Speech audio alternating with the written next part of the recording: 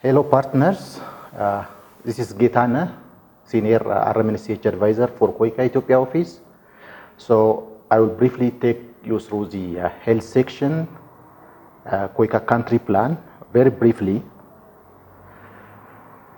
So I'll be talking very briefly about the rationale for the selected priority areas for the health section and also the recommended approach, and finally we'll be briefly talking about the result measurement for the health section.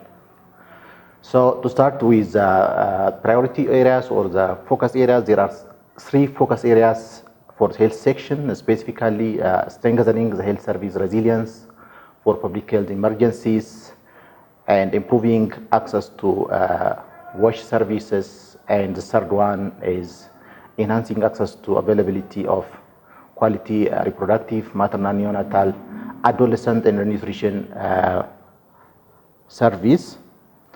So just to give you a brief background about the rationale for selecting these these 3 priority areas.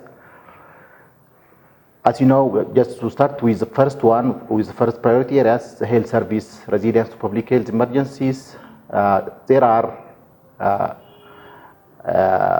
multiple gaps related to this specific component of the program. The first one being based on the joint external evaluation, there are areas that need improvement regarding the score of the health security of the country. There is also limited collaboration, coordination, and communication related to the health security. The early warning and the surveillance system also needs improvement. There are also gaps related to standardization of activities and also the system. There is inadequate financial resource, and also there are issues related to the capacity of the health workforce, which needs improvement. There are also gaps related to the community knowledge and practice, and there are also multiple cultural taboos and harmful traditional practices that are affecting or impeding the disease prevention effort. Regarding the WASH component of the health sector, there are also gaps related to this one. If we see, for example, there is 11% of Ethiopia's population using safety managed drinking water, access to improved sanitation facilities also only 7%, and only 30% of the health facilities have improved water sources, and close to 70% of health facilities have latrine or on premises of accessible to the general outpatient use. So in relation to the RMNCH N component, also there are multiple gaps. For example, there is low coverage of essential RMNCH, RMNCH and nutrition services, which is reflected, for example, in terms of antenatal 4+ antenatal uptake, which is about 43%. There is also institutional delivery that is attended by skilled provider is about 50%, and there is also only 43% of the children 12 to 23 months are fully vaccinated. Contraceptive prevalence rate is also close to 40%. So this indicates there is high gap related to this specific program components. There is also high maternal and child mortalities. For example, if you see to the neonatal mortality, it's very high, not only very high, it's also not progressing. It has been almost stagnant for the last 1 decade, and the rate stands at 30% neonatal mortality per 1,000 live births, and maternal mortality ratio is also very high. There is also poor child and maternal nutrition status with very high stunting rate, which is at 7%, also very high wasting rate, 7%, and then underweight is also about 20%. So there is also, coupled with these all challenges, there is COVID pandemic, and also there is desert locust crisis, and also other public health emergencies that are aggravating the situation.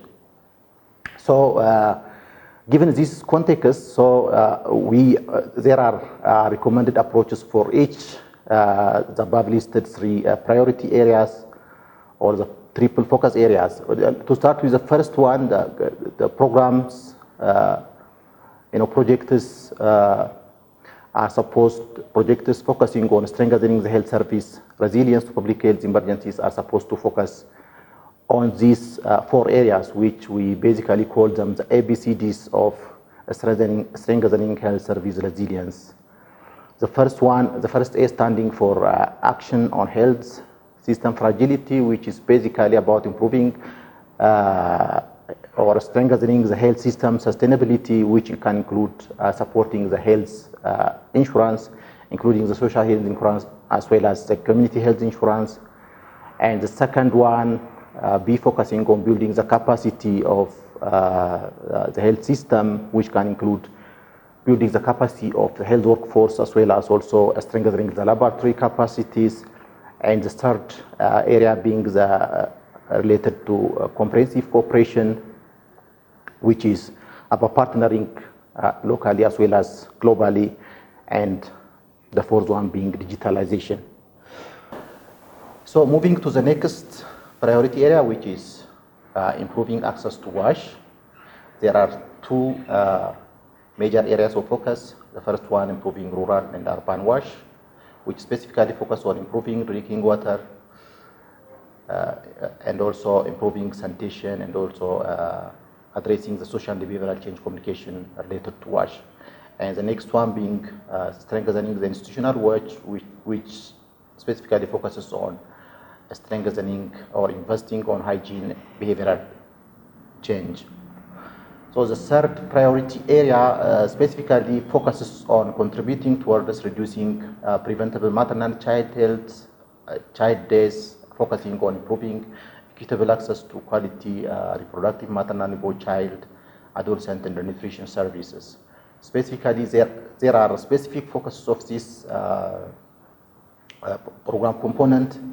The first one being focusing on filling the gaps related to challenges posed by COVID-19, which specifically tries to address issues related to strengthening the effective coverage of high-impact interventions, specifically focusing during pregnancy, during childbirth, and also during childhood and adolescent. Improving access to family planning is also another focus of this specific area, and strengthening last-mile health service and the logistics delivery, and also improving adolescent youth health and development, and also improving health service quality is the focus of this specific area.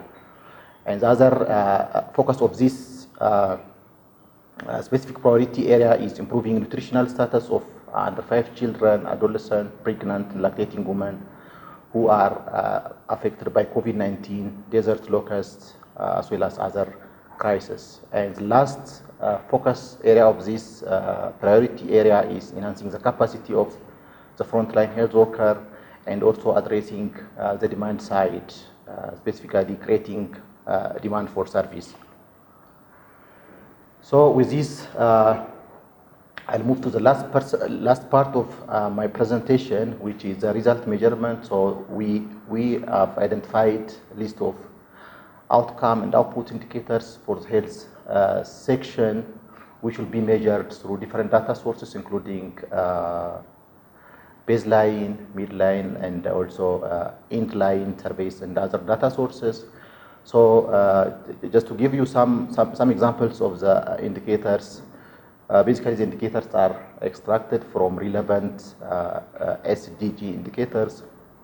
For example, for the health service resilience to public health emergencies, we've selected one outcome indicator, specifically international health regulation capacity and health emergency preparedness. For the WASH also, there are a couple of indicators we've identified. The first one, proportion of population using safely managed drinking water. The other one focusing on proportion of population using safely managed sanitation services. There are also indicators we've identified for RMNCH as well as for nutrition. I hope you can see the detail of the indicators from the tables. I hope this you've got important pointers from the presentation. Details are available with the document that will be shared with this video. Thank you very much.